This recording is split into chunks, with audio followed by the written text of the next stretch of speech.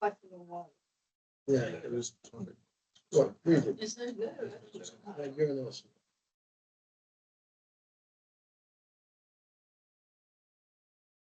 Right, it's 9 o'clock. Good morning, everyone. Welcome to this licensing subcommittee. We'll start the formal agenda in a moment. Firstly, I think the apologies, all those who are in attendance. This is the only room we could get. There's a thing called an election going on, and they claimed, it seems, the big rooms, counting postal votes and such like. And it was a little bit of a fight to get this room, I believe. But I hope it's not too oppressive. If anyone is feeling, I think we've switched the heating off, haven't we? We've asked for it to be switched. We've asked. Councils don't waste money. So if you are feeling that it's a bit oppressive, we can always open the doors or break for a few minutes. So I hope we can cope in here. I think I ought to just also mention fire procedure. I haven't got the sheet in front of me, but if there is a fire, I think still from here the exit is to go along to the corridor, up the steps to the back of the building where there's a staircase leading down rather than the main staircase. No, we can use the main. We can use the main staircase from here. Yeah. Sorry, because we normally have these things in county hall, I don't know. So out to the main staircase, which you may have used coming up, and then make your exit. And I think the congregation in front of the congregation, there are no drills planned, so if the alarms go off, it will be something we need to react to. We have a couple of formal matters. Firstly, best. The minutes of the last meeting, members, are you happy with those? They were circulated previously, so I will formally sign those. If you can. Yeah, correct.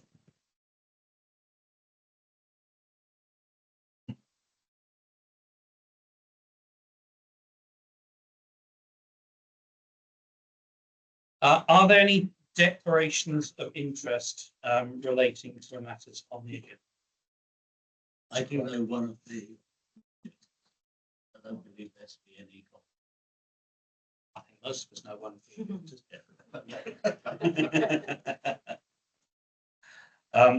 Thank you very much. I should also mention when I held a formal role to deal with venues, we had a cabinet system in this council.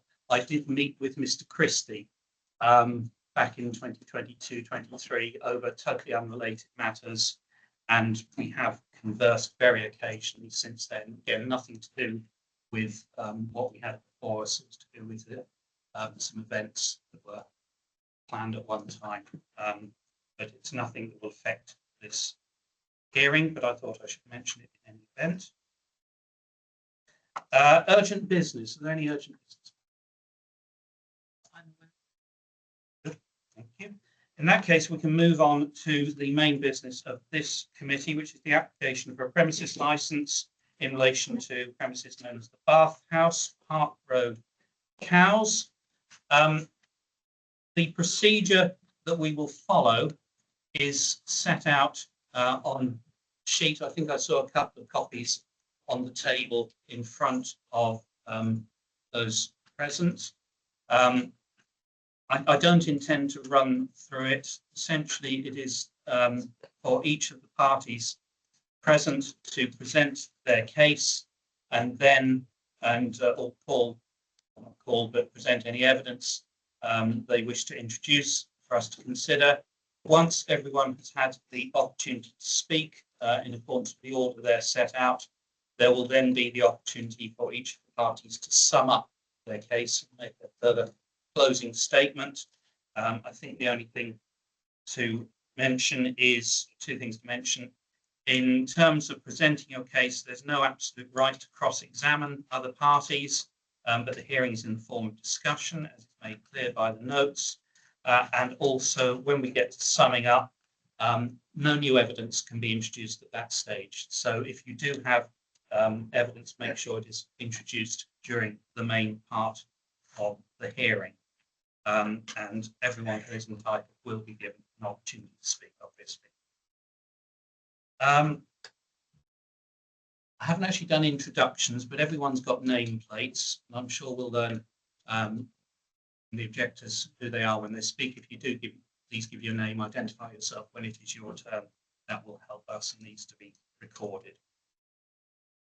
I think we can actually start now. So the first item on the agenda procedure is for the licensing officer in this matter to summarise the report. Oh. This application for a premises licence has been submitted by Mr. Michael Christie on behalf of the Bathhouse Isle of Wight Limited in respect of the Bathhouse Park Road in Cowes. The application requests that authorisation be granted to allow the sale of alcohol for consumption on and off the premises between 10 a.m. and 11 p.m. daily. In addition, non-standard timings are sought on specified occasions, inclusive of Cowes Week, Friday and Saturdays of bank holidays, and New Year's Eve.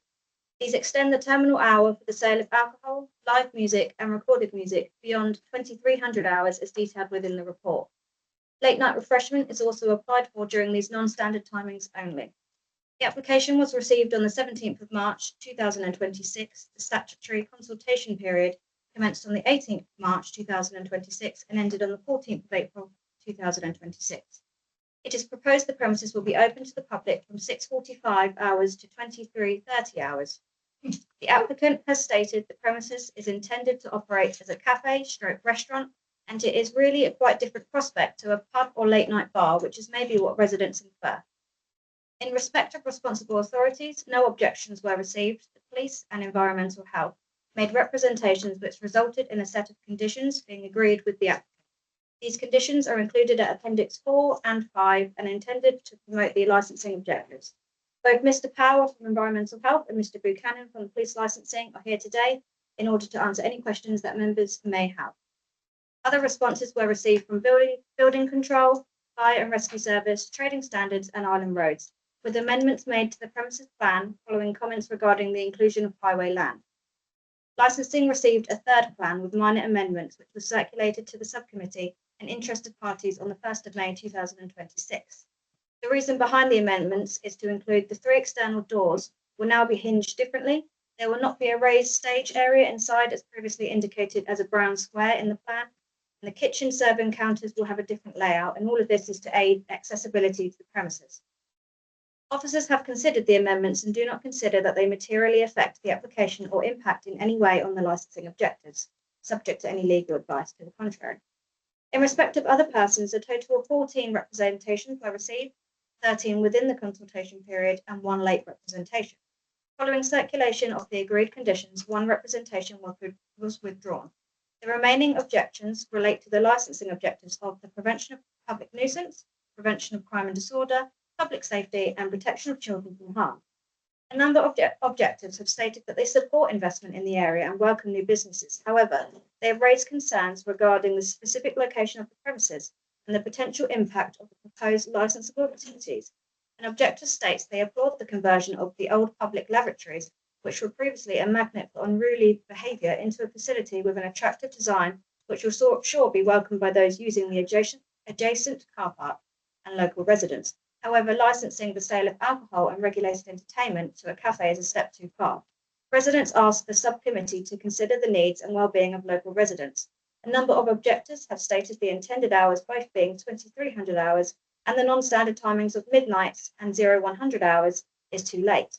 These concerns include the proximity of the premises to a busy junction, potential risks to pedestrians, noise and disturbance for customers and music, use of the outdoor areas, litter, antisocial behaviour, and the potential impact on children.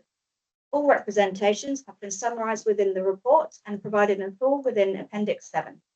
The subcommittee is reminded this application must be determined on its own merits, having regard to the licensing objectives, Council's Statement of Licensing Policy and Section 182 guidance. Thank you very much indeed. Are there any questions at this stage?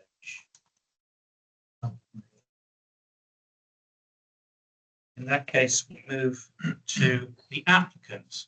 That I believe is Mr. Christie. Yeah. To present his case. Are we able to see you, Mr. Christie? Have to unmute yourself, Mr. Christie. There we go. Hello, can you see me? Yes. And can you Yes, hear me? now we can hear you. Thank you. Great. Good morning, everyone. Firstly, huge apologies that I can't be there in person. I am a resident of Cowes. I am deeply, deeply passionate about Cowes. I moved there about 16 years ago, and I am absolutely in love with it, and I want to spend the rest of my life there. And so it means a lot to me to be able to give things back to Cowes and to the island. And I do many public events where I do that, such as the White Proms Festival at Northwood House since 2018. And I've got a new festival on the island, the White Games Festival, which is a mini Olympics on the island. And so really, for me, the Bathhouse is about giving something back to Cowes and creating a real asset in the community for a building that's been derelict for 15, 16 years, and something that will live on long after we're all gone, but a real jewel in the crown in Cowes. The idea behind it really is to be a sushi restaurant, and it being a real hub, a community hub for people.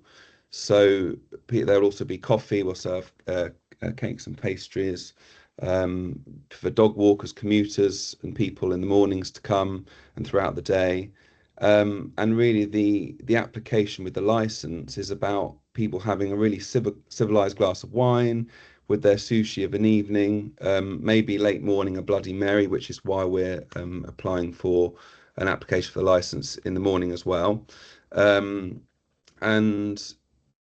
it's also really, from a lot of research I've done within Cowes, I have spoken to a number of other restaurants there. I'm friends with other restaurateurs in Cowes who are actually helping me and advising me along the way with this whole project, and from the things that they've learned from running a restaurant in Cowes. And certainly because hospitality is particularly tough at the moment. And I've got that direct comparison with Cowes from people I know there, that actually having an alcohol license will really help, because at the end of the day, opening a project like this, we need to do well to be able to survive. And I don't want it to be a 5-minute wonder and then move on. I'm really in this for the long haul, and want it to be of huge benefit to the community. And for me, community is everything, and it's not in my interest to annoy the neighbours, and I'm going to need the neighbours throughout the year to come and support the project. I want it to be something that they want to be part of and they want to come to, and particularly in the winter when all the tourists go and it's quiet. And it's making sure that this is something that's a really valuable addition to Cowes, and also making it a destination, making it unique, because I don't want it just to be another coffee shop, and that was certainly a concern for me. I know obviously the original application, which was before I was involved, was for a cafe, and there was concern that suddenly that changed to becoming a restaurant. But I want it to be something that's quite unique. And for example, we'll have a bike pump for cyclists. We'll have puncture kits and tyre innards, because there isn't anything in the area that supports cyclists and about bringing people to the town and going down to the high street and spending money in the businesses down there. Also, because of my background as a singer and composer, I'd love it to be an events hub where people can come in and they can just say, what is on the Isle of Wight tonight? It's a frustration of mine on the island. There's so many wonderful things going on and we don't necessarily know about it. So I would love that as well, to be part of it. In terms of live music, obviously that is my background. The plan is to have a baby grand piano in, which is coming from Cowes Enterprise College, just a stone's throw away. They no longer need that piano, and actually it's broken, we'll repair it. And it will be played acoustically, again, to make it a really unique experience. And for those of you who've had a lovely afternoon tea, and particularly those lovely London, the Ritz and places like that, it's just this sort of gentle piano music, which would be really lovely in the background. And then also sometimes maybe with a singer. but that would be acoustic. I mean, the building is not big enough to warrant a big PA blasting all of that out, and have something that's really unique and special from that point of view. I believe obviously the timing of this application is unfortunate with the recent Northwood House application, which, and I totally understand why there's been such anger and frustration with that particular application. I can categorically state they have absolutely nothing to do with this project whatsoever. That was a concern that was raised from local residents, and yes, they are not involved. And from what I gather, there is concern that I want to turn this into a drinking den or a late night club or anything like that. And actually, if you look at restaurants on the high street, about 9:30, most of them are completely dead. Everyone's gone by that stage. And really the extended hours are about certain moments, key moments in the year where we might want to be open a bit later. But really it's not about that. And if people are in the restaurant, they are sitting down, they're eating, they're drinking, indeed outside. We won't have just people standing around inside like a bar. It just, for one, it won't work like that, and that's not the atmosphere that I'm trying to create. Also, going back to talking about it becoming an asset for Cowes, the architecture of it is really important to me. I'm deeply passionate about it looking really very attractive. It's a very prominent site. People are aware of it, and I've drawn design inspiration from the John Nash Lodge, which is next to St Mary's Church, just a stone's throw away. And of course, there was the lodge just in front of the toilet block. And so the design of it will look aesthetically as if John Nash has helped design the outside. But I think that's sort of summarizes what my intentions with it really. And as with all the projects I do on the island, it's all about, for me, it's about involving the community, really celebrating what we have and working with the community to make it the best thing. And right from the start, I put letters through the door of every immediate neighbour around it with my contact details. Unfortunately, I have to add, in the Cowes magazine, my email address had a slight typo in it. There was a letter missing, and so some people had bounce backs, which also didn't help. But I've obviously been a very public face to the bathhouse, and have always said to people, you know, come and approach me. I've always been there. I'm not trying to do it hiding away, and I want it to be the best thing it can be for Cowes. And I'm always open for people to come and say, oh, can we do this? And people do. And I've been absolutely overwhelmed by the support, the excitement. I mean, I literally get stops in the street all the time, sometimes for people I know, often by people I've never met, saying how excited they are about it. And I can't begin to tell you how much it means to me, my reputation, but that I do the right thing, and I do the right thing for Cowes. And it's never my intention at any point to annoy the neighbours or frustrate the neighbours. And obviously I'm all ears to make sure that it's the right thing.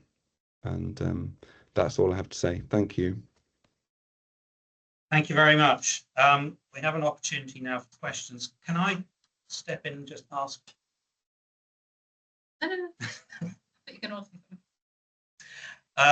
No, it's a question to you, Mr. Christie. Just, I think, a point of clarification. Could you just maybe take a week, an average week, and say what the standard operation, intended operation of the premises is?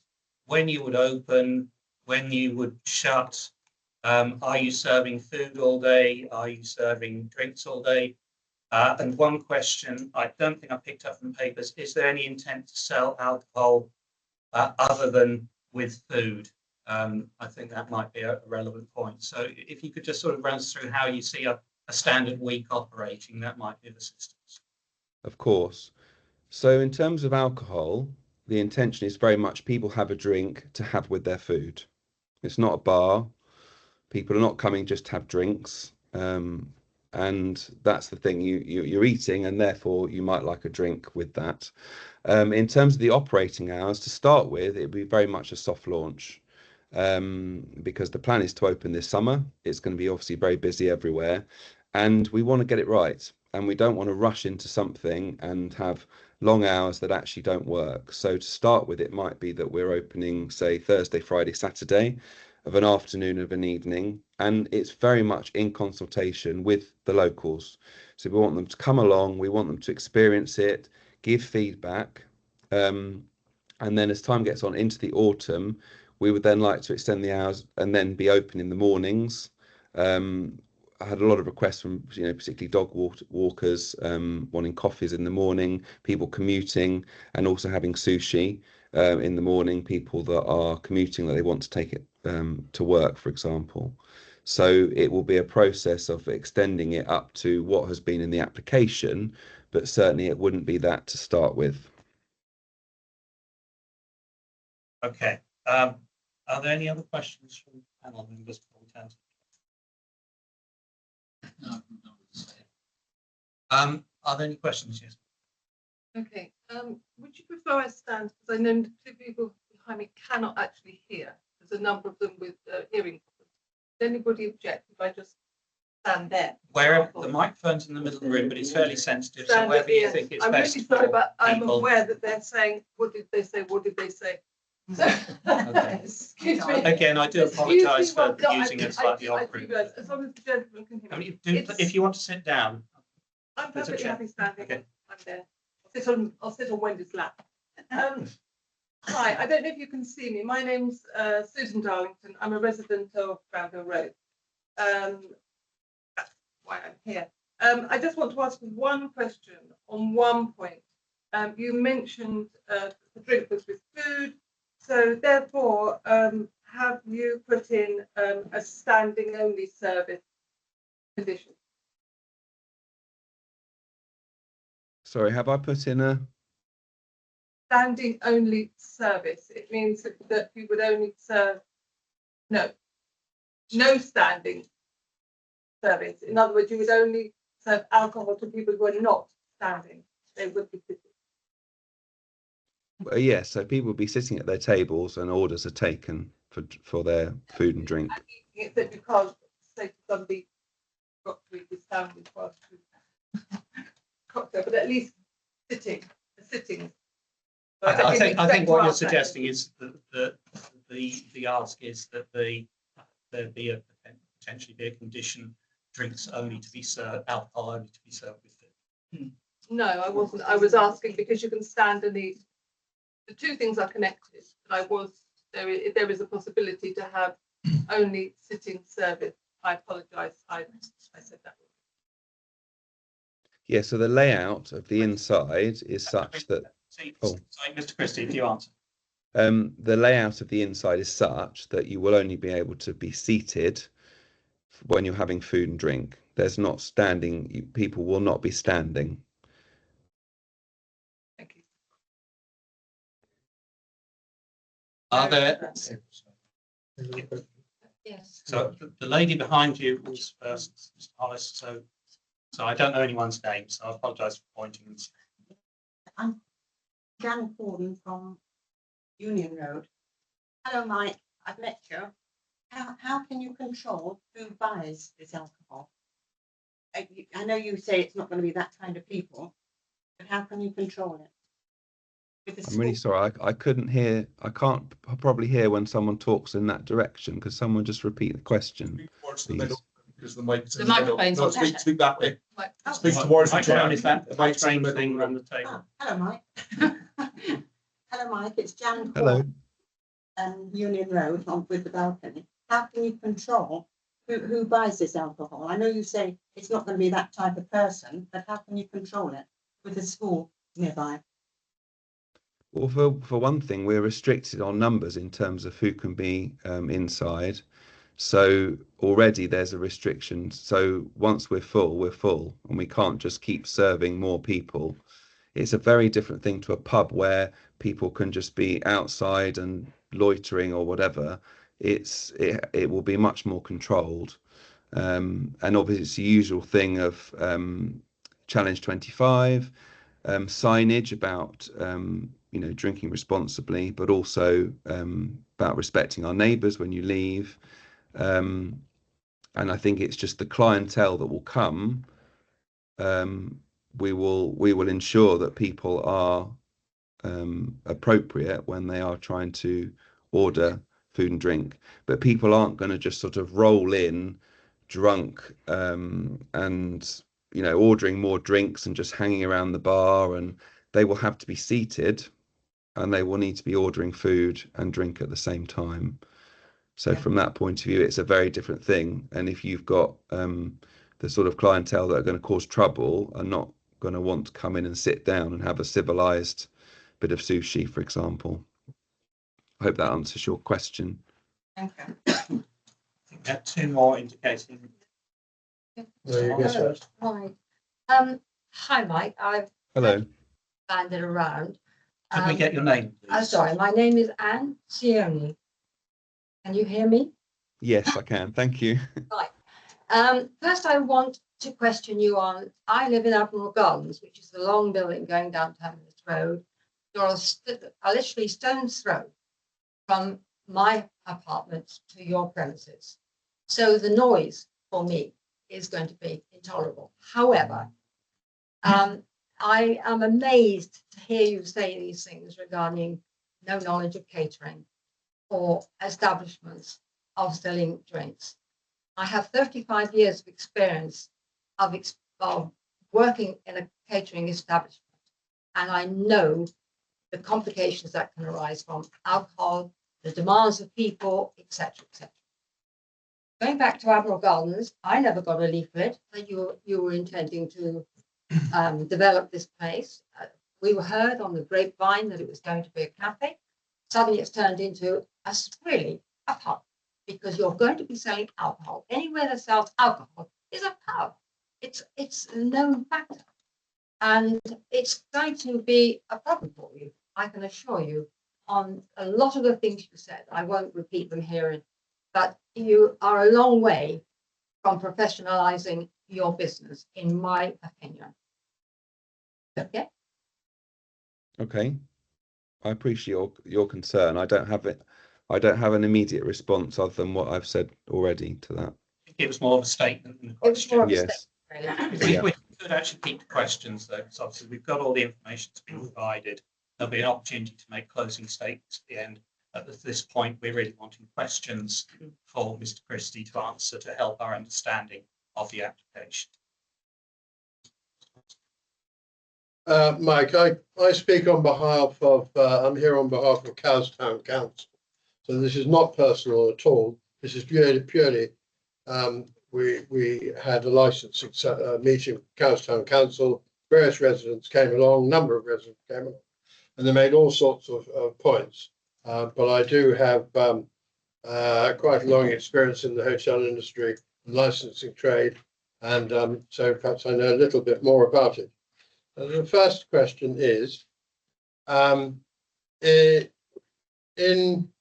the documentation, it says that you will be closing windows at 2300 hours, or if not before. Now, at the height of summer, when it's very hot, how on earth are you going to get rid of the heat from inside, which is very small, without having windows open? Unless you have air conditioning, good air conditioning, and are you going to have air conditioning, and where will that air conditioning unit go? Because that is a noise, could be a noise problem. Yes. So with air conditioning, there's been with the planning, it seems they're not keen on having air conditioning because of the physical look of it. So unfortunately, that's something we've had to rule out. So in terms of windows, there are windows on 3 of the elevations, and it might be that we can have it on one of the elevations that's away from the main highway that can help with ventilation. Yeah, so you open the windows perhaps towards the park as opposed to Exactly. residential. Fine, okay. Right. There has been, I have seen someone writing about, and it's in the planning application, about takeaway. Is there any intention to do any takeaway? Because that again could have a noise implication. I mean, of course, with a restaurant, you accept that some people say, look, I haven't got time. Can I come and pick up? Bum, bum, bum, bum, bum, bum. And then that's fine. As opposed to it's an automatic where you just drive up there and we'll serve you. There are restrictions on that. I know on planning and probably on licensing as well. So what about takeaway? Yes, we are intending to do takeaway. Right, okay. What percentage of your business might be takeaway?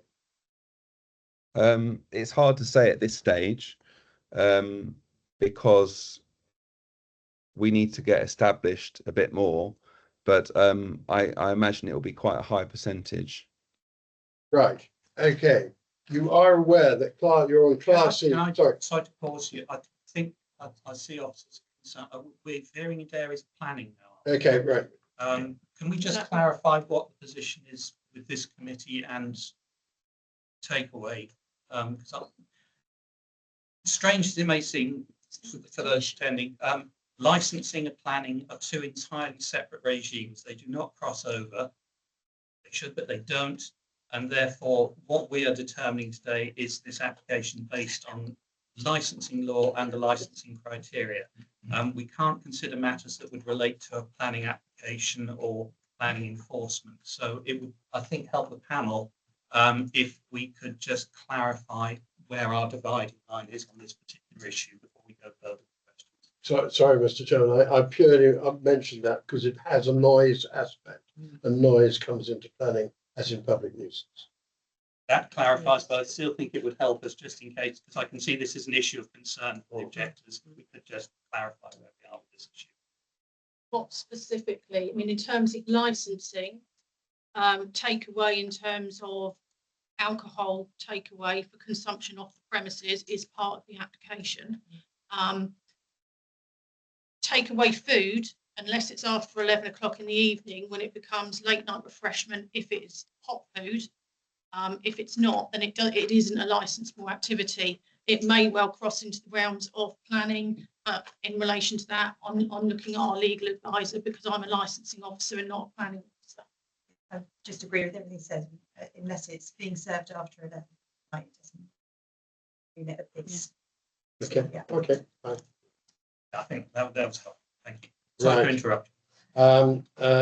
Sorry, that's all my question. Thank you. I don't see any other indications. I do, yes. Please. Um, Again, if you could give your name. Sorry, Jude Ferris, and I live in Park Road. Near the.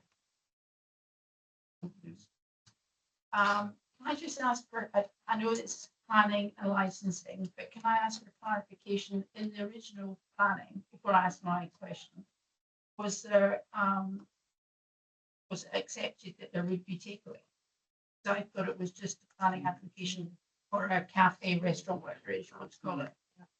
So was a Class C, was takeaway allowed in the original application? Committee, you'd have to refer back to the planning application, unless Mr. Christie has that knowledge and wants to. Well, I suppose you should know, Mr. Christie, do you? So we're being told, did you hear that, Mr. Christie? I'm sorry, no, I didn't.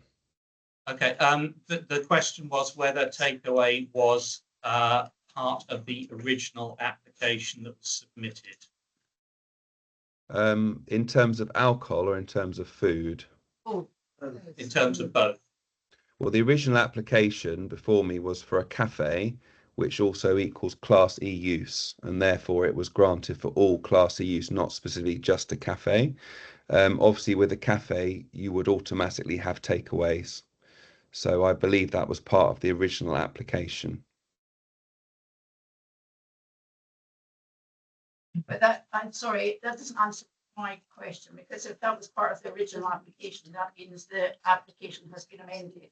So is it part of the amended application? Are you referring to planning applications? Well, if the thing is, as Richard was asking a question about takeaway, there's no relevance to that question if it wasn't granted in the first place.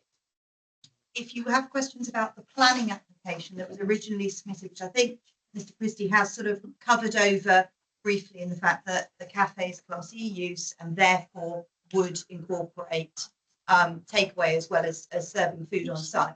That's reference to the planning application. This committee here is looking at the licensing application, which is looking at activities in terms of sale of alcohol and any other sort of refreshments outside of any of those hours that EPAP was applied for, and any sort of regulated entertainment. And that's what this committee is here to look at.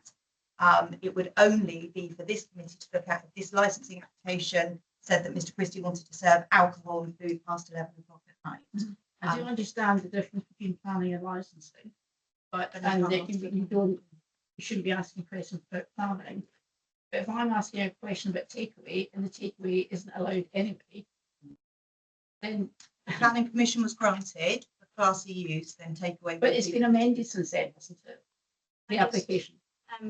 So I've spoken to the planning department. They confirmed it is Class E, which is commercial business and service. I explained the application, which was regulated entertainment, alcohol, and they just advised me it was Class E, commercial business and service. From my understanding, that's inclusive of everything. Okay. So if there was any issues, then I take it they'd go back to Mr. Michael. Okay. So then my question, reading that time, is I know that Mr. Christie said about people coming to whatever it's called, restaurant, sushi bar, will only be able to order alcohol when they're eating in the restaurant. So they'll come in to your restaurant and they'll sit down and they'll order food and alcohol. If you're open to 11:30, 1 o'clock in the morning, someone's coming in at say midnight, you will insist, or your staff will insist, that they have to order some food along with their alcoholic drinks and sit down. I just can't see, and I've lived in Cowes a long time, that there's going to be, I could be completely wrong, there's going to be a big need for people eating sushi at midnight on high days and holidays. And also the places in Cowes, in the high street, that you possibly will be taking business away from, especially late at night. Why are they not allowed these late licenses? Or why are they not asking? You just said they close at 9:30. So I don't, where is this need for this late eating and drinking coming? Okay, I'm not sure it's a licensing question. That's a commercial question for Mr. Christie, is whether he's deciding this is a way to make money or not. But perhaps you could assist Mr. Christie. I think you got the point that's being made. Yes. So in terms of competition, something I covered earlier is I'm working with 3 people who own restaurants in Cowes who are helping me and advising me with this. I believe competition is healthy. I believe it puts us all in the best place because we want to make the best thing, and we're all 4 of us are Cowes residents and are deeply passionate about Cowes and want to work together to ensure that we are all doing great things for Cowes. In terms of the people turning up, go to any restaurant on the high street from say 9 p.m. onwards, and that's what it would be like. There's people have had their meal, they've gone, they've had a nice time. If people want to come and have a drink, then they can, but they'll have it with food. We've got so many fantastic pubs in Cowes. If people want to have a drinking session, they will go to there. That's not what this will be. It just is not appropriate in any way for the venue itself or the site. And people have all of those options. It's not as if it's the only place in Cowes that's suddenly going to be open to alcohol.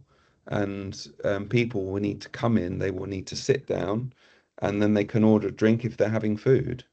But it's not a late night bar or a drinking den or anything like that. There are other places in Cowes where people can do that.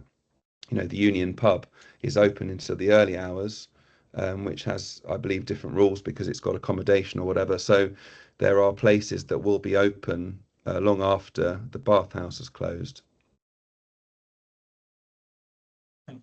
Another question, yes.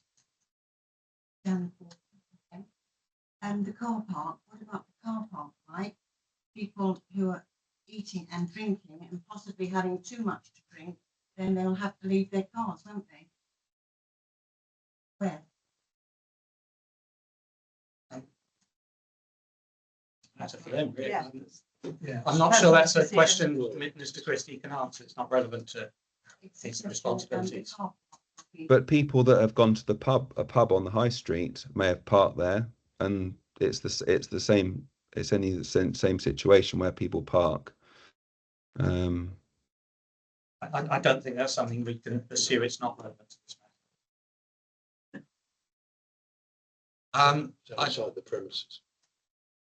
Outside, yes, if we clarify, the licensing application relates to the operation of premises and the duties of the license holder in relation to those premises. Outside the red line, if you like, it is the responsibility. You're dealing with individuals' responsibility for their behaviour. That would include where they decide to. Actually, that's really helpful to me because I did have a question, or rather, obviously, I'm just too stupid. It's been told to me, I believe, paraphrasing, that this decision or the authority cannot take any account of any effect caused by this license application if it was granted. And I think the phrase was outside the immediate vicinity, or was it, because I was a little bit confused. I had pages and pages and I didn't know whether it was that outside the immediate vicinity the license is not effective. Obviously it's only for the licensee for the licensed area. But could you please explain to me and maybe others where the vicinity and where the immediate vicinity actually is? There's a red line now on the plan, which is actually, I believe, the licensed area. And in that area, sorry, this is not my speech, it's just that I was confused.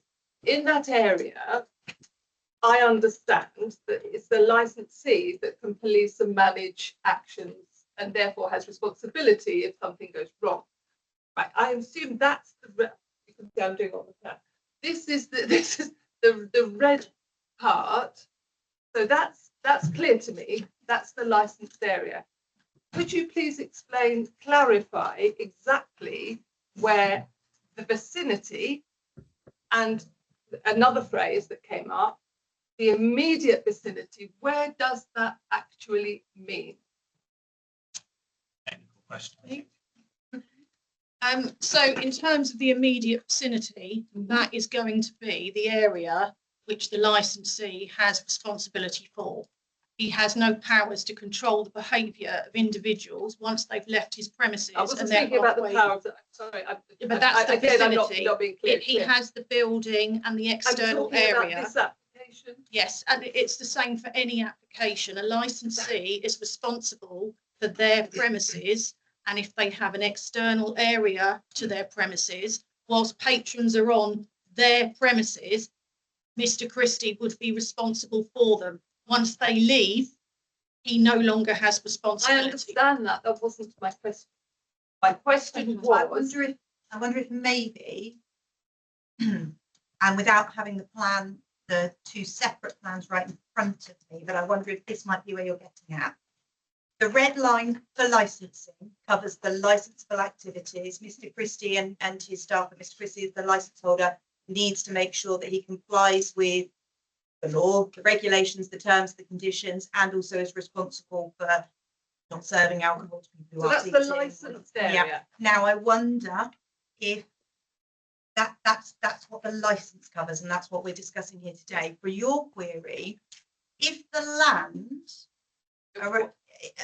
of which the planning application pertains Not to, is about that what planning. it is? No. Well, I was going to say, if you were asking, you know, what covers Bathhouse, the sushi restaurant, is wider than the red line of the planning application. No, it wasn't that at all. Okay. I'm so sorry. If we're here. Well, in which case I can, you know. We're here to make comments about when you're going to come to a decision, you're going to make deliberations about what can be taken into account of a license, for example. The word vicinity, because all of us, I think, are concerned about the vicinity. We're concerned about the effect on our houses by noise, disturbance, weeing. And in my particular case, I'm petrified that someone is going to get hurt in the vicinity. Now, my thought is that a vicinity, say a road, that's 10 feet from this not bar, is in the vicinity. Now, if I was told that my queries were not relevant because they were not in the immediate vicinity, well, you've explained to me that the immediate vicinity is actually another word for the licensed area. So that's clear for me. But my concerns were not for what this very kind gentleman is going to have to do, running around trying to stop people having incidents in his licensed area. My concerns are in the vicinity, which is literally the area that's affected by the license that you are discussing now. So could you please tell me specifically how you define the vicinity around, not the immediate vicinity, because you've answered that. I don't think there is any definition in law of vicinity, but what we are here to determine, please licensing officers correct, because I want to make sure the panel itself and Chris are deciding some correct basis. What we do consider and must consider the licensing objectives and whether we consider that this application would cause a risk of public nuisance, cause a risk of crime and disorder, pose a risk to public safety, or have create issues relating to the protection of children from harm. I don't think the word vicinity is a useful term in relation to that, but those are the criteria that we consider. Obviously, nuisance is nuisance. I'll come back to what I want to say later. Well, what I was, yeah, we are. I hope that is this. That's the basis of the application. Those are the license objectives. You look at the papers. That's what we consider. So nuisance. I don't think say try and draw a line to say vicinity means up to that pavement, not beyond. Would help. As I said, I'll come back when I make my. Well, this is the opportunity for questions of the applicant. So I'm going to ask if there are any other questions. If there are statements, etc., as I say, we have an opportunity for summing up later. But at this stage, are there any other questions to put? I am Gordon. What we're talking about, or not talking about, vicinity. The area houses 1,200 at least children from Charles High School, teenagers, and we know what they're like. They will find a way to sit down and possibly have a drink. And yeah, how will you control that? I think. Chair, can I answer that one? Yes. I think you're probably the right person. The simplest way would be that the fact that Mr. Christie has already agreed to a challenge 25 process. Yes. That means that anybody that looks under 25 would have to show ID. So there's not a single, yes, they may have a fake one, but if they come in a school uniform, they're never going to get served. They've got more chance of going the same as any other shop or anything like that, which also operates on those policies. There's no way that with the school kids coming out of school, they're going to go into a sushi restaurant to sit down and try and have a drink. I mean, that's what Mr. Christie will be doing with his staff. Yes, at school shop, the teenagers have passed the 200 police cars out to and fro every day across our house. They're clever. They'll find somebody else to go and get that drink. But again, as Mr. Christie says, unless they are ordering something food-wise, they can't have the off sales. So it's not just going to be them going in. They're more likely to do it with, and the cost of the drinks that Mr. Christie is going to be serving are going to be way higher than the shops that are going to be around the area. The higher risk is the shop just up the road. The hundreds of kids, teenage kids. I think we have that point, and I think we have an answer to it. I'm going to suggest we move on to responsible authorities. It seems like appropriate to do that. So I can't. That was a Dan person, yeah. Should remember. We have the police and a regulatory officer here today. I don't know if you have any specific. I have no objections at this time to ask questions. Mr. Power, do you have any points to make? Yeah, if I may. Certainly. Thank you. Firstly, apologies for my delay today. So further to being notified of the application, I took the opportunity to visit the site and discuss the application with the applicant on the 2nd of April. This allowed for an opportunity to assess the intended use of the building, sound insulation performance, the premises proximity to neighbouring premises, particularly residential, and the general acoustic environment locally, which is quite important in respect to this application. So in response, I recommended the addition of several licensing conditions. These were intended to safeguard the prevention of public nuisance objective.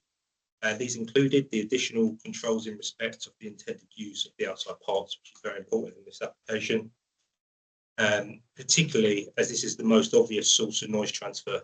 The addition of a noise management plan in respect of non-standard timings, where the premises intends to operate sporadically after 2300 hours, and also to look at a dispersal policy in respect of activity after cessation of licensable activity. So as highlighted via Appendix 4 on page 53 of the pack, I've recommended revising the non-standard timings for the bank holidays and in respect of Monday to Thursday of Cows Week, which falls during the school summer holidays, from a cessation of 0100 hours to midnight, all of which would occur whilst the previously agreed conditions offered by the department I'd hope continue to apply. So for instance, during those non-standard timings, the use of the outside parts would still be conditioned. Unlike a temporary event notice, if the premises were to go ahead without the sporadic non-timings and apply for temporary event notices, then the conditions applied to the premises license would not apply. So we feel that's very important in respect to this application. Nevertheless, the retaining of the non-standard hours in respect of New Year's Eve and the Fridays and Saturdays of Cows Week reflect general increases amongst licensed premises in the Cows area during what are expected increases in activity amongst licensed premises. And considering the long history of Cows Week, this is considered to be in keeping with the general convention during the time. So I know the concerns of local residents, particularly in respect to the premises' immediate neighbours on Park Road. Noting concerns include reference to sleep disturbance. And whilst these are justified in the absence of mitigation, the agreed conditions which limit the hours of use in respect to the outside parts, whilst reinforcing the primary offer of the area outside, which is to facilitate additional covers, considering the addition of the condition mandating patrons to are seated, which again you'll find on page 53, stifling vertical drinking, which I know was a concern raised earlier, and the premises concentration of activities during the hours of deregulation, 8 AM to 2300 hours. And again, the limited music offer, considering the size of the premises and the absence in respect to the use of the outside parts from 9 o'clock Sunday to Thursday and from 10 o'clock on Friday and Saturday, coupled with a steady ambient acoustic environment dominated by road traffic noise, impacting what we call the noise transmission path between the source, i.e. the premises, and the receptors being premises, the residential, taking all that into account, it would suggest that the impact to neighbours has been considerably lessened as a result of the additional conditions, plus the revisions made to the non-standard timings. So as far as we're concerned, subject to the premises recommendations being agreed, which you'll find again on page 53, I have no adverse comments in respect to the application. But I do remind the objectors and the applicant alike that in the event of successful application, the department does retain the powers available by section 79 and 80 of the Environmental Protection Act to investigate potential complaints in respect to noise disturbance were these to arise in the future. And at this time, I invite questions from the committee members. None at the moment. Yes. Questions, Chris? Are there any questions? Yes. You talk about Cows Week from Friday and Saturday. Friday to Saturday. I think the application is for to reduce the intended non-standard hours till midnight, Monday to Thursday on Cows Week. But it doesn't actually say here. Oh yes, and then Friday to Saturday until 1 o'clock in the morning. And you say that that's a standard. If I may query that, it's not a standard. Because it says to retain non-standard times. Okay, right. It is the standard in Cows, which various places work, is 11 o'clock. Hence parade, everything shuts at 11 o'clock with respect to the residents. And I'll come on to that when I speak. Could I ask what the question is, because it's clearly stated these are non-standard times. Yes, yes, okay, but that's as in non-standard time. But okay, I'll come into that when I because that I just wanted to clarify that. I think we may have to agree to disagree on that one. I appreciate where you're coming from in respect to the use of the outside parts. But in this, so you're quite right in terms of the estimate up to 11 PM. However, this relates to the inside parts, where the condition will continue to apply in respect to the use of the outside parts. Right. That would cease on a Friday and Saturday at 2200 hours. So the intention will be all activity will be inside between 2200 hours and 1 AM. Right. And that is in line with a number of premises, for instance, Northwood House, in respect of increased hours over the Friday and Saturday of Council. Right. Yes, please don't bring Northwood House into it. Yeah. The question is then, how in the height of summer, we've already heard that the windows will have to be closed, so you've got limited space inside, you haven't got people outside, I believe. That's correct. Right? And how are you going to deal with the heat, etc., with that, dealing with that with that number of people? With all due respect to Mr. Christie, I can't see that working. However, I will come into that once. If I may, on that front, there is an additional condition agreed between the Environmental Health Department and the applicant in respect of a standalone noise management plan that would apply during non-standard hours after 2300 hours. So you're quite right to raise the point. The gentleman will have to look at alternatives. So that could be varying the music offer, which again, because of the scale of the premises, will have to be quite acoustic driven anyhow on that front. He may have to look at mechanical means of ventilation. It could be a case of looking at passive ventilation up till, so that's open windows and doors and purging the area as much as you can before 11 o'clock. But also you've got to look at the food offer. Food offer is primarily sushi, which again would suggest it's not intensive cooking, which would quite rightly bring up some concerns in respect of the thermal discomfort within that premises. And that could all be managed within the noise management plan. Right, okay. Question. I'm awfully sorry, I've got three. One, it's something that Mr. Pound just said, and I know that I'm going to be told it's a planning issue, but it's a clarification. You said the food offer is sushi. How can the food under Class B planning be controlled just to sushi? I don't understand that. Yeah, I'm afraid I can't answer you on that one. I'd Okay. signpost you to the planning. Ms. Take Preston, on that Mr. Christie mentioned at the beginning that he may offer coffees, cakes and pastries. So I No, believe- but you can't say, the gentleman here cannot say the food of it is only soup. No, I don't think that No. was.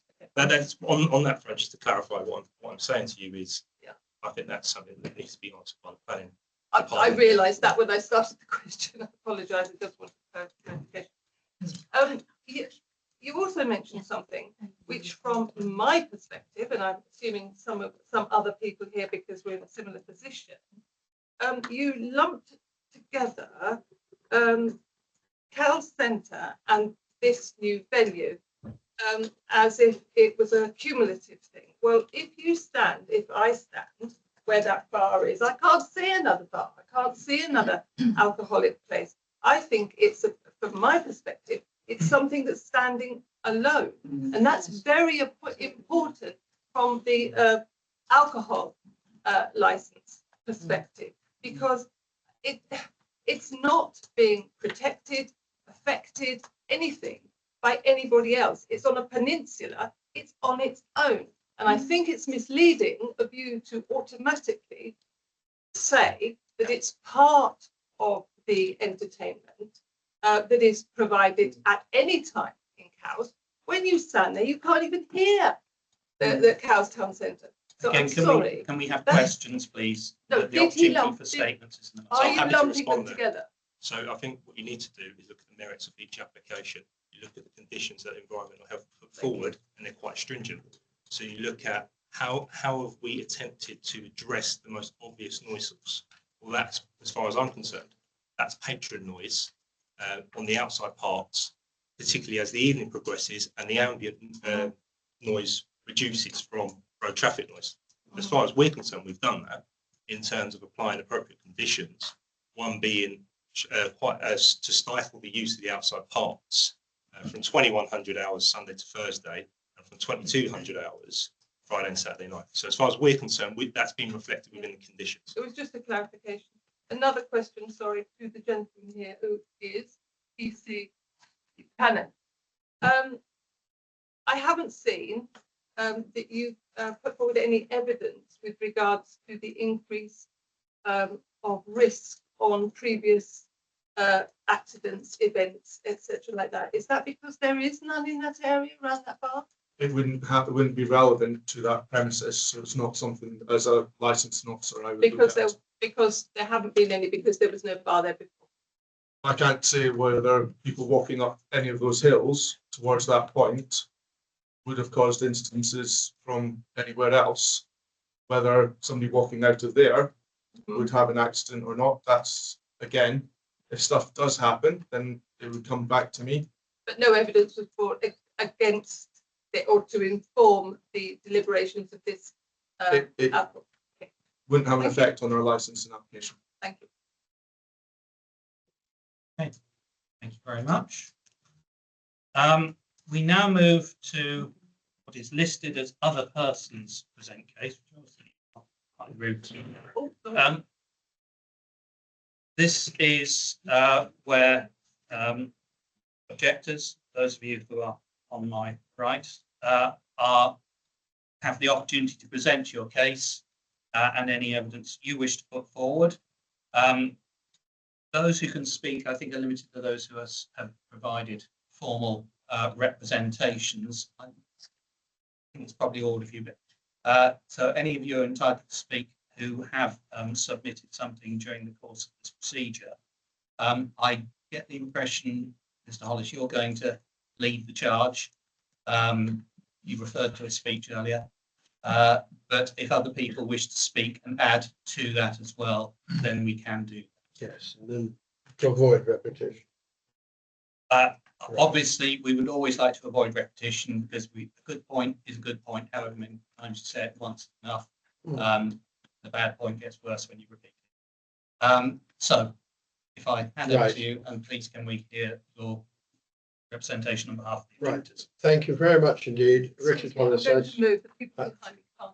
I speak on behalf of Cowes Town Council, and we represent residents in the town. We also represent Mr. Christie.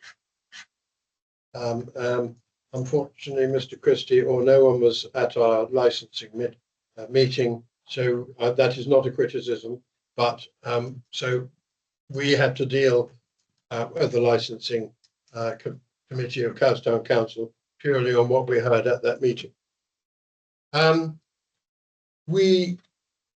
The committee felt they did not wish to stifle enterprise or a good idea, but they looked at it very much in first of all, that this is a new venue, a new enterprise and venue moving into a residential area. It's not like an existing pub where people move by the pub and they know the pub's there and that's it. This is moving into a residential area. So I think it has to be treated very much with kid gloves. We heard representation from residents and written representation from the applicant, to be fair.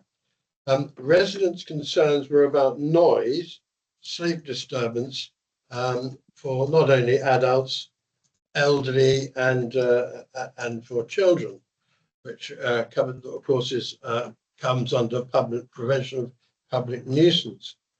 If I can just say a little thing about noise. Noise is the effects of noise are growing. Are the effects of noise on medical health? The appreciation of what it does to medical health is growing rapidly, and it's changing, even to the extent that people with heart conditions, it can be the subsequent result of being subjected to noise. The cafe itself, the premises were closed down because of noise when it was a public lavatory, and it is in a sort of bowl, and the noise tends to go across towards the residential area. The committee sympathised with the residents because it seems to be a growing problem in Cowes. However, we were reassured by Mr. Christie that it would not be amplified music. It is acoustic, which means non-amplified music. I'm not quite sure he's going to fit it all in, but anyway, that's up to him. Therefore, the committee felt that the license should be restricted, first off, to the latest 11 o'clock. And then you have, obviously, kicking out time. That in itself can cause noise or disturbance. But so because this is an untried area, we were not happy with any of the extended hours except for New Year's Eve. Everyone understands that New Year's Eve goes on till midnight and a bit beyond. In Cowes, we do have a precedent that on the parade, for very good reason, that all activities, because it's something that's moved in there, that the activities close completely by 11 o'clock because there are residents trying to sleep. And it's not unfair. The residents were there, they moved into the houses or flats on the parade, whatever, and they must expect reasonable peace and quiet, even during Cowes Week. As I say, we're very pleased that no amplified, because we were worried about amplified live music. That's not allowed. And as I say, with the extended license should not be granted until, or any extended license should not be granted, but looked at again until the operation had proved itself. And I think that is only fair. I'm sure if I lived next door, I'd think that's fair. I'm sure if Mr. Christie lived next door, he might think that's fair. It was also noted that the planning application was for a cafe, and it's Class E, and Class E says that there can be a certain amount of takeaway, but it should not be a significant part of its business. If it is, it's no longer Class E. It has to, it's a different planning situation. So therefore, different licensing. Obviously, the summertime windows, how you're going to close all those windows without air conditioning, I really don't know. But I think at that point, I will say that that's really all the committee wanted to say about this application. Thank you. Thank you very much. Do we have anyone else on the objectors present who wishes to speak? Yes. Just one word. Would you like to come forward, because it is a little difficult even for us to hear you, and so Mr. Christie can hear, and that's a secret. Just one thing, can we change the word noise to echo?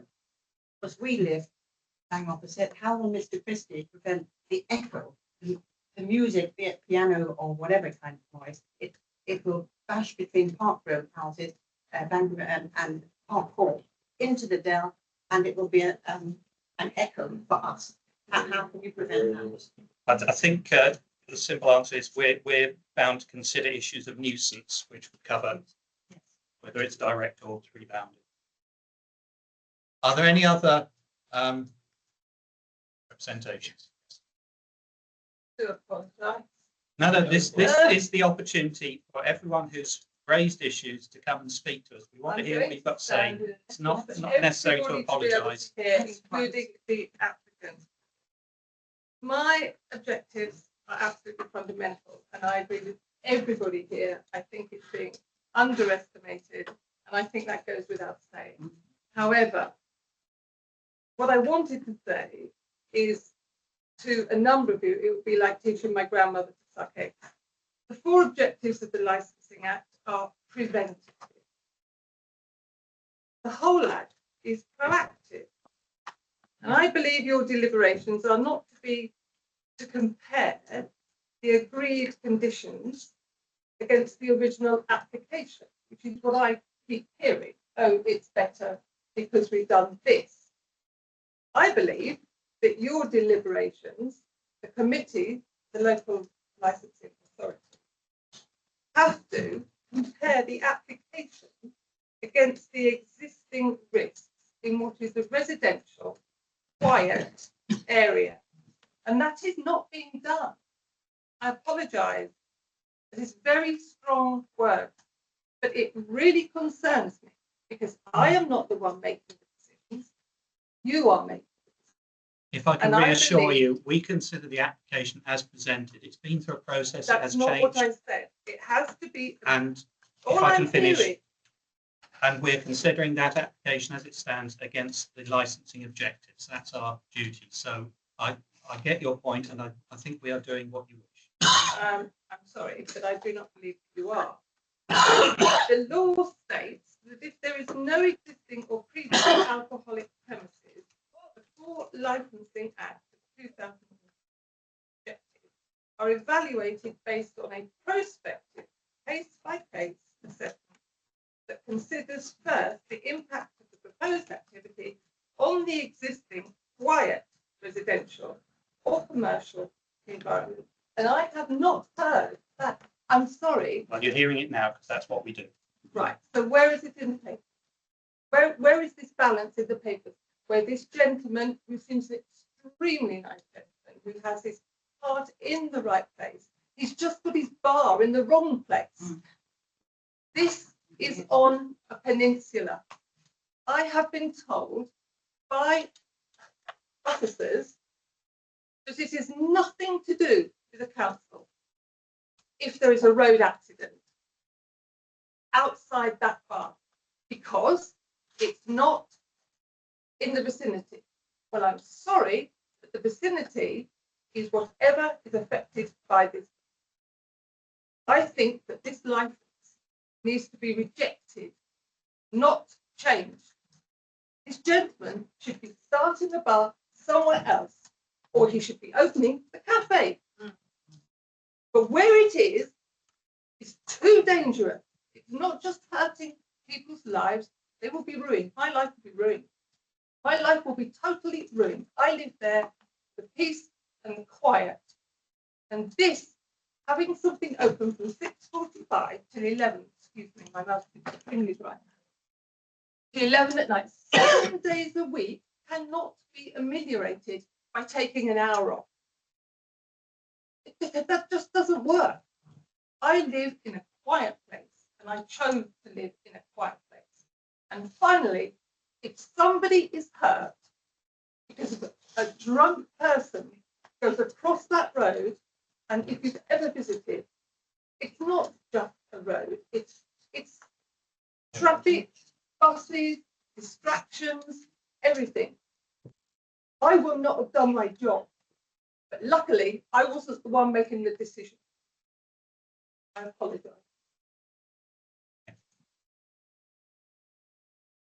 Don't see anyone else. Do. Yes, I actually. Can I just check who else wants to speak? Let's get a running order now.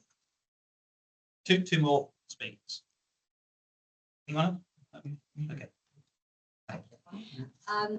I wrote out this statement obviously prior to the meeting, and a lot of things have been discussed, which I'm not entirely happy about, and I wish really now I could have changed it. But I will say I have tried to stick to the core points of the 2003 regulations, and this was what my experience was.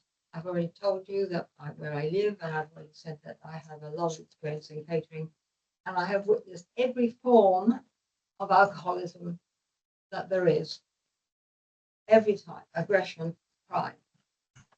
Mike says that he will control all this, and the staff will be trained to do this.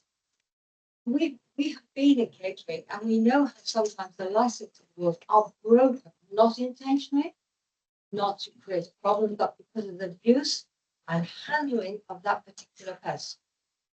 And I think that having been down in the town, drinking and celebrating, coming up to Mike's to have sushi. And what does sushi do in your stomach, Mike? Do you know? I wonder if Mike can answer that one. It does not constitute substantial food. It is not capable of mitigating alcohol consumption. It's not substantial. So do remember that. I think when it came to the children, which have been discussed here, we have 18-year-olds because it's a senior school. They will be permitted to go in and buy it. I'm sure Mike will be selling snacks, drinks, and possibly vapes. Who knows? It won't be seen by anyone. And these children are young teenagers, also older teenagers, are in danger of doing this. Regarding the location is densely populated, as I said before, I'm a stone's throw from it. And this will mean that at night time, I am denied having fresh air coming into my bedroom every night when I sleep, because the noise will reverberate down there. We get noise even from the front, from the high street. On a Friday night, there's massive people who come up who have already been drinking and celebrating, throwing it into our garden, jumping over it, urinating in there. Delightful people with too much alcohol inside. I think the continuous music, and with respect to Mike, we know that he is in this business. I've never met, and I've met a lot of celebrity people, a quiet musician. It's in their blood, it's in their DNA. And he will be asked, knowing his background, oh, give us a song, Mike. That would be wonderful, wonderful to listen to. And this will reverberate to all of us for late hours. And I just don't think it's wrong. And I do verge on the word of saying that if you take away our rights to be able to have fresh air coming in of a night, and being deprived of our sleep, surely that comes under the Human Rights Act. So I would like close consideration. With respect to the regulatory officer, I listened to you very, very carefully. Having been in the business, as I said before, we had to often break all those regulations, not intentionally, but due to the pressure and power of alcohol consumption of people. And we've had several very bad examples of this. Regarding the police, we never see a policeman up there on a Friday night or a Saturday night when they're doing all this bad behavior. I wouldn't even recognize them if they walked up. So it's all really a terrible mistake to even think of opening a place. And I think that this would impose continuous noise, music, raised voices, antisocial behavior, sleep disruption on a large residential community. And the residents would lose the ability to be able to ventilate their homes at night and would face all year round disturbance. There was one other. Mike, we, husband and I, think Yeah, this is, fine. Could you come forward again, please? Sorry. husband and I think this is a brilliant idea. Very well advertised by yourself and Facebook, etc. It's a brilliant idea. We all like alcohol, we all like music, we don't dislike it, we're not against it, we support Cowsbury. Brilliant idea, but it's the wrong place. Have you thought of another venue, Mike, rather than the edge of the car park facing all us residents? This is your case, not question time, but Mr. Christie can address that if he wishes to, and he's summing up. Well, I appreciate all of your concerns, and they are forefront in my mind. So What? this is still the objector's case. You have sorry. the opportunity to speak, as will everyone else, and that is your opportunity to deal with these points that are being made by the other parties make their case. So Okay, thank you. I think that was everyone who indicated they wished to speak. I will give an opportunity, though, if there are any remaining questions from the panel. Mike, how many people exactly can the venue hold? Inside and out? Just a ballpark figure. I mean, how many tables do you have? How many people are you likely to attract? So inside, we will have between 20 and 30 covers, and the outside will be similar. But at the moment, because it's still going in terms of the planning and working out the layout, it's uncertain outside exactly how many, but that will be specifically on the decking area. So on a full house, for example, you're probably looking at 50 people inside and out. I would think so, yes. But for the majority of the year, realistically, people will not want to use the decking because it will be too cold. Okay, I think we've reached the point where we've heard all evidence. So we can move to the summing up stage. I'm assuming people are still comfortable and don't need a short comfort break. Can grant one if too oppressive in here at the moment. All happy to go ahead? In that case, we shall do so. This operates, as you'll see from the list, in reverse order. So summing up, firstly, the opportunity is for the objectors to sum up, obviously not introducing any new evidence, but commenting on the case as we've heard it. And the name says summing up. We then move to responsible authorities, the applicant, Mr. Christie, and then the licensing officer. So that's the course we'll take. And so again, I assume I'm turning to you, Mr. Hollis, to sum up, but I will be, but I will be happy to hear if anyone else wishes to add to the summing up from the objectors. Okay. Right. Thank you very much indeed, Mr. Chairman. I think this really boils down to it is the prevention of public nuisance and the protection of children. The prevention of public nuisance, obviously, noise seems to be the main concern. Noise from the venue. Well, yeah, I think Mr. Christie has perhaps quelled some of the fears, but we still don't know what that activity is actually going to come out at. Just remember, as we said before, this is a venue that's moving into a residential area. So we have to be very, very careful. Nothing to do with the election, but I happened to have knocked on doors and that I came across elderly, people with children.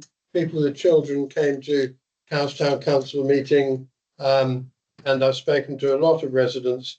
And so you do have, they are all concerned, and there are children opposite, and they are fully entitled to be protected. It's not only a noise from a venue, but it's also the noise of what happens after chucking, or I say chucking out time. I don't think it's necessarily going to be like that, but it's still, Mr. Christie has no control on how those people behave.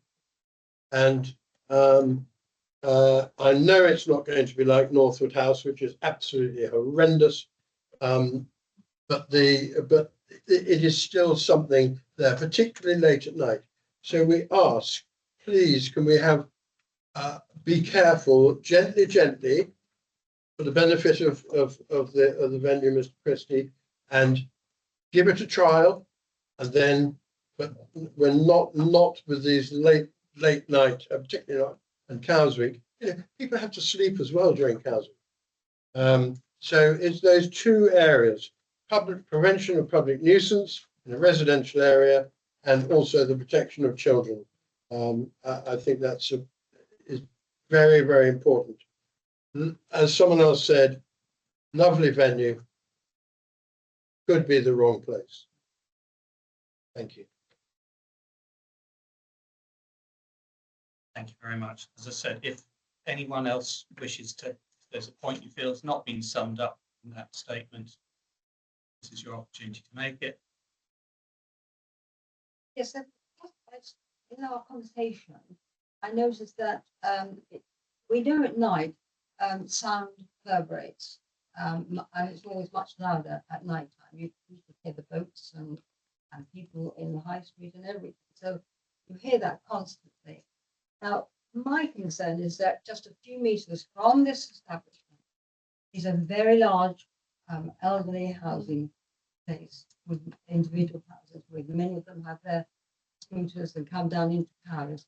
They are going to be affected by the noise. I know we say we have all these preventions and windows closed, but in reality, what is said in law is not always can be carried out. I know this. And I do fear for those. And there's a care home in very close proximity. They too will have to have their windows. It's things like that is the sort of circle of people that we have living in that area. We have a quiet residential area, and we have suddenly locked down a place which is going to give us 365 days a year, music, customers, more cars, more people. And is it really fair on this community?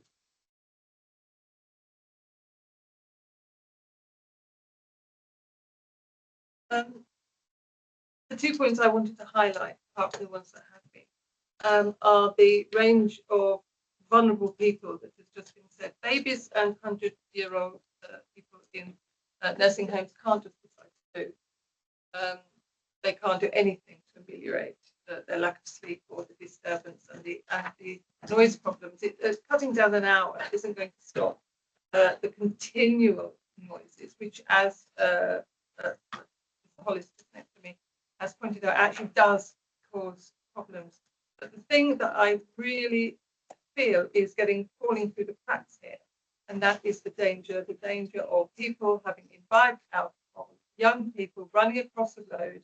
If you look at the map, there's only one way to get out of that place, and it's crossing a road. And they're dangerous roads. They've got buses, they've got electric vehicles, etc. And it has hardly been mentioned. It is not outside the curtilage of your consideration. It is very much affected by this, and the result of alcohol and mix of a motorised vehicle can only go one way, and that, apart from everything else, is what I think should be stopping this. Thank you very much. We now move to summing up from responsible authorities. In summing up, again, if there is issues concerning underage drinking, then that will be dealt with by us as necessary. We would investigate that, and with the comms that I've had with Mr. Christie, I feel that would be easy enough for us to do. The Challenge 25 policy is very robust. It's pretty much every single venue now stands by that policy. If you're under 30 and you're not carrying your ID, you pretty much won't get into a lot of places because they won't accept you. And I'm sure that's one of the things he will look at. Otherwise, within the traffic, again, if they're coming out and they are that intoxicated that they're in trouble to walk, then we will be looking at that again as a condition of part of it.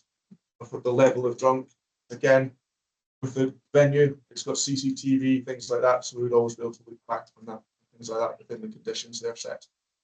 That's all I've got to say at this time. Mr. Howard, Yeah, thank you, Chair.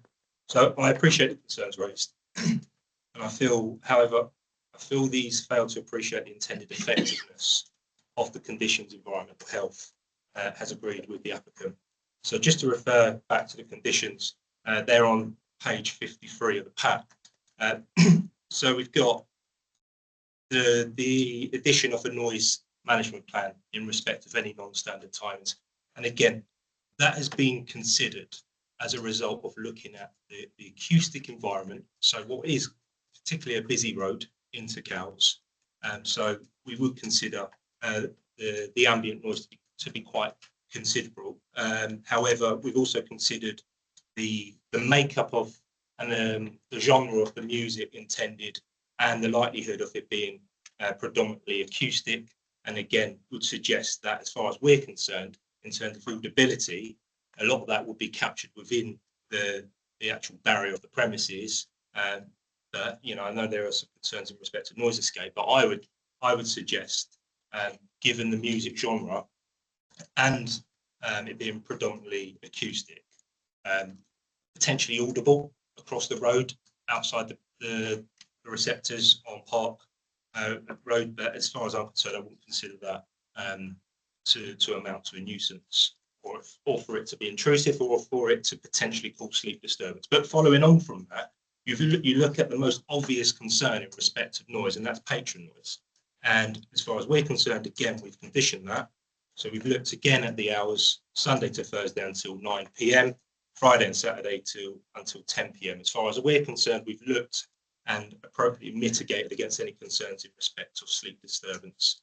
Again, condition 3 looks at the service of food and drink, and the intention there is to move away from potential birds drinking and to ensure it's seated only. Again, that will have a positive impact in respect to noise reduction. We look at customers permitted to temporarily leave and then re-enter the premises to smoke, not having the capacity to bring drinks with them. Again, intended to reduce patron noise on the outside parts. And a dispersal policy at the end of the night to ensure the onward journey of patrons. So as far as we're concerned, the conditions agreed with environmental health will go some way in addressing the concerns raised. As far as I'm concerned, you look at it from a music perspective, this is low risk in terms of it being predominantly acoustic. And then you look at the patron noise, which is our primary concern. And as far as we're concerned, we've addressed that in respect to the times in which the outside parts can be used. And just on top of that, I appreciate concerns in terms of Cowes Week, but I think it is important I impress on the committee that there is a difference between the use of the Esplanade until 11 o'clock at night and the use of premises along Cowes, the majority of which go far beyond midnight. So, for instance, the Garden, Northwood House, Smoke and Lobster, Pierview, the Anchor Inn, the Compass Bar, just a few to name. During Cowes Week, enjoy additional licensable activity.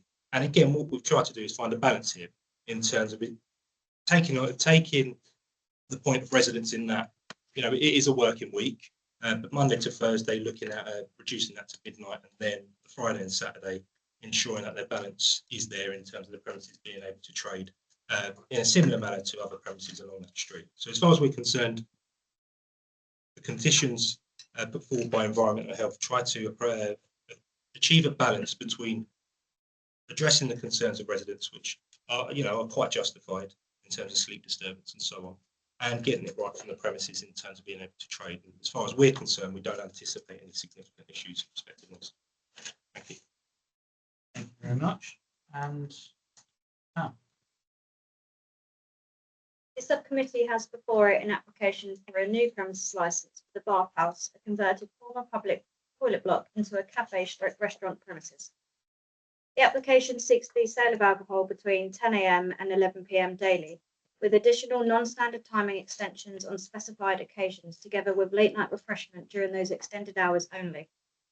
Under the Live Music Act 2012, amplified music is not a regulated activity if it takes place on a licensed premises between 8 a.m. and 11 p.m., where less than 500 people are present on alcohol licensed premises open between 8 a.m. and 11 p.m. Unamplified music may take place at any time. No objections have been received from responsible authorities. Conditions have been agreed with both the police and environmental health, which are considered appropriate to promote the licensing objectives, including measures relating to noise control, use of external areas, and the management and dispersal of customers.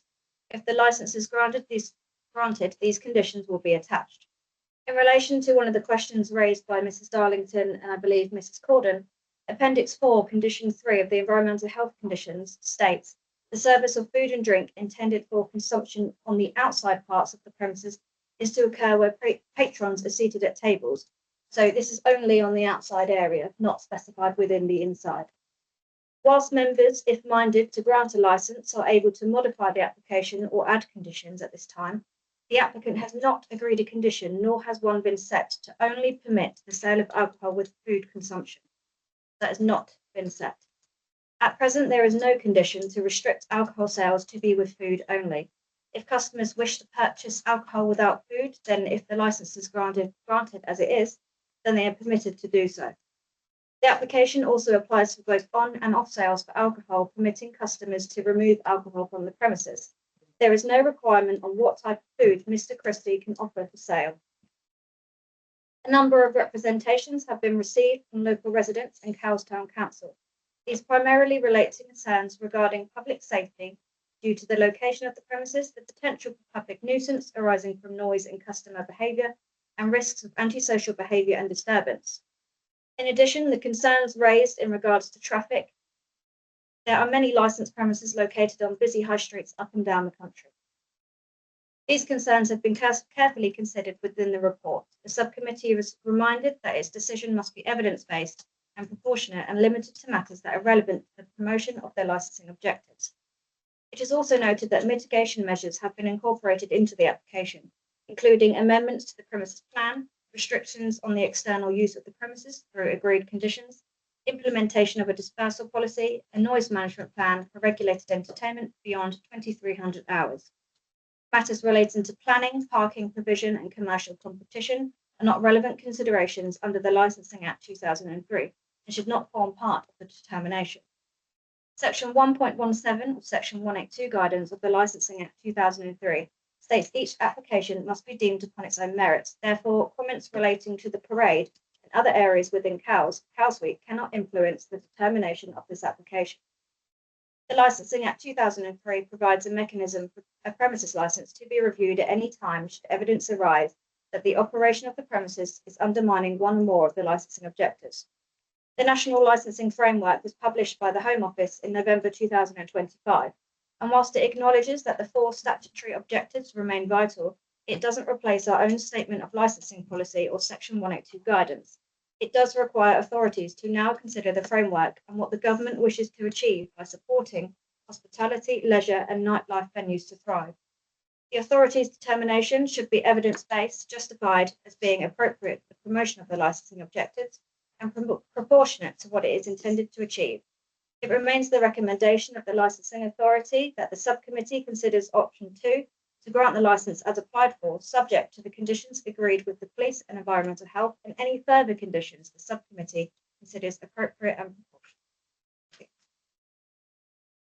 Thank you very much. We now reach the point in proceedings where we have to retire to make a decision. Chris? I'm so sorry. I missed you, didn't I? I do apologise, Mike. Mayor Culper, please, we don't normally hear you after the licensing officer, but so purely my mistake. I do apologise. Please, could you sum up anything else you wish to say to us? Sure, yes. I obviously appreciate all the objectors' concerns, and it means everything to me that I've got the community on board, and it's not in my interest to do anything otherwise. The Cowstown Council meeting, I wasn't aware that I was able to attend, and had you offered an invite to me, I would have absolutely been there and happily met with you and discussed it then. I only met one objector, Sarah Coleman, in person beforehand. She reached out to me and I met up straight with her. I've met up with a number of residents who have been very supportive. There's a lady in her 80s who lives literally directly opposite the property. She couldn't be nearer. She was hugely positive, and she's saying how wonderful it is she'd be able to look out on a really attractive building rather than the eyesore. And I met a number of people in Cowes who used it as a bathhouse, and that's something, as part of it, I want to bring that history back. That's why I'm calling it the bathhouse. It shows that I'm trying to do something good for it. I'm not trying to do it sort of cheaply, get it done and trying to make a buck out of it. I'm trying to do something that really will make a difference to Cowes in the way that I'm trying to replicate John Nash. I mean, it's going to cost me a lot more money to do that, but because I want to do the right thing and I want people to go past and go, wow, that's incredible. It sat there derelict for so many years. I know various people looked at it as opening it as a cafe and realised that it just wasn't financially viable to do it like that. And in terms of safety concerns, the site as is has been like that for decades. It has a sheer wall drop around it, and it has been open like that for a long time. And actually, as part of the plans of this, we will have fencing around the outside, so actually people can't fall down. And as was mentioned earlier, there haven't been any noted accidents, thank goodness, in the way it is, which is surprising given it does seem, mad that you can, with the wall drop there. So that's something we will address as a part of this, that will make it actually a much safer site. It is a busy junction with people walking past all the time, and there haven't been accidents so far. And so I don't believe that would change with our plans. In fact, it will be safer as a result. And in terms of what otherwise this would become, would people prefer it to stay as a derelict building doing nothing?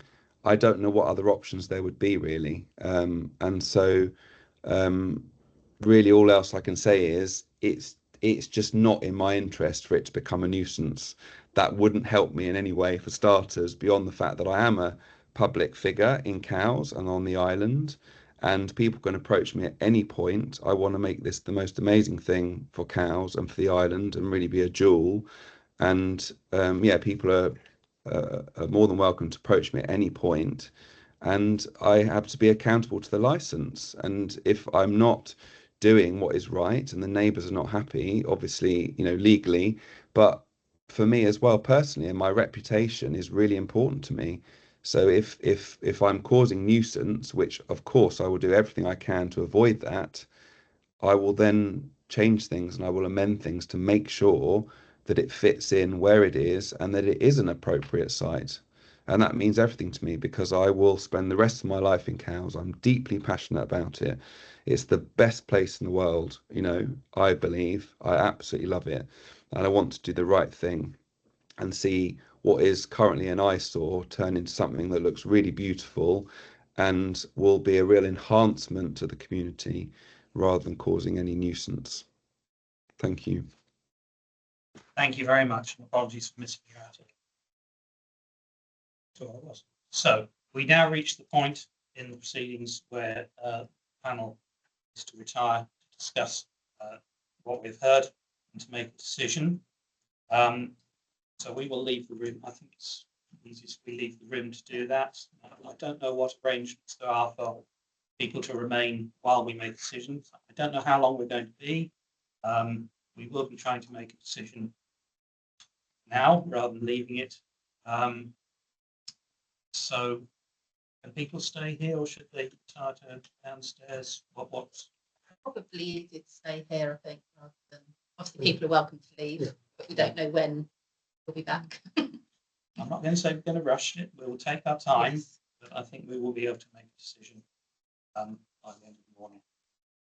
Certainly, if we're normally in the chamber, would stay. Okay, so thank you very much, everyone, for your time and representations. We will return when we can. So do want to be here and want to wander off somewhere, then please make sure, if possible, you're contactable so we can hear what happens when we return. Should leave that to the staff to sort out the admin side of things. Thank you very much.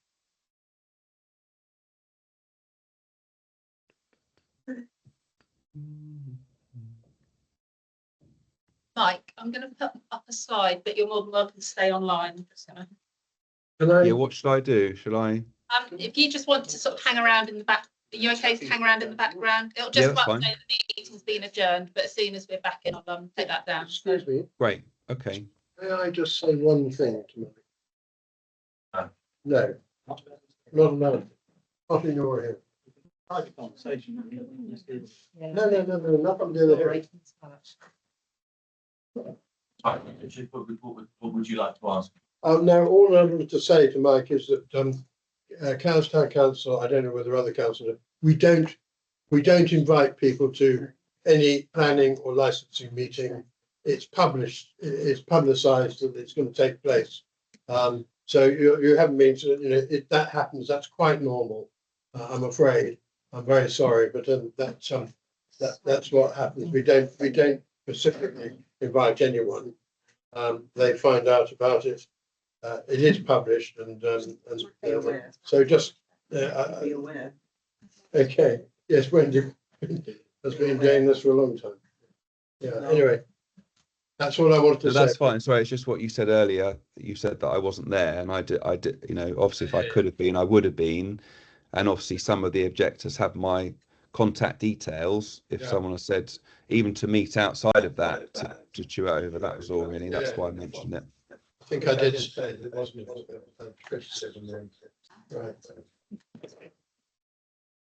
Great. So what shall I? I'll just turn my camera and mute myself, shall I? And then. Yeah, Mike, if you just do that, we'll do the same this end, and then when we come back, it'll all come back on. Thank you. Turn around. Yeah, I'll be very disappointed.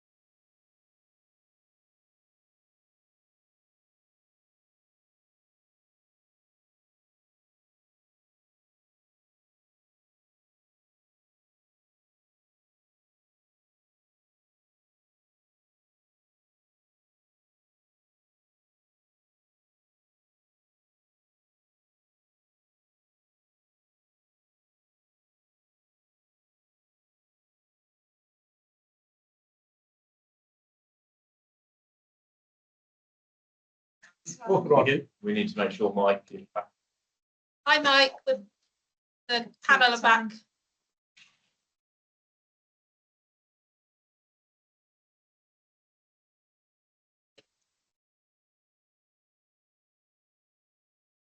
Or something. Yeah. No. Oh, there we go. Yeah. Hello. Hello.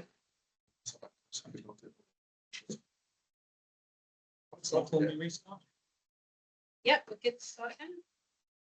Thank you very much, everyone, for that time. The panel have considered everything that has been put forward and all we have read, and we have reached a decision. And to formally read out that decision, I will turn to Ms. Gibbs. Upon receiving the reports of the licensing section, oral and written evidence from the applicant, responsible authorities and other persons, and having regard to the guidance issued under section 182 of the Licensing Act 2003 and the Isle of Wight Council's Statement of Licensing Policy, the subcommittee hereby grant the licence in accordance with the application subject to those conditions proposed by the applicant within the operating schedule and also subject to the mandatory conditions specified in the Licensing Act 2003, but modified to such an extent as members have considered appropriate for the promotion of the licensing objectives, namely by requiring the following two conditions. 1, alcohol shall only be sold or supplied to persons who are purchasing food on the premises. 2, there shall be no sale or supply of alcohol for consumption off the premises. The reasons are given within the same report in order to promote the licensing objectives of prevention of public nuisance, prevention of crime and disorder and public safety in accordance with paragraphs 2.6, 5.7 and 5.11 of the Isle of Wight Council's Statement of Licensing Policy and paragraphs 1.15, 10.8 and 10.13 of the Section 182 guidance. In reaching the above decision, the subcommittee have had regard to the Human Rights Act 1998 and in particular Article 1 of the first protocol, Article 8 and Article 6. The subcommittee consider this decision is proportionate and appropriate for the promotion of core licensing objectives under the Licensing Act 2003. There is a right of appeal to the Magistrates Court if anyone dissatisfied with the decision, and any appeal must be made within 21 days of the date of notification. Chair.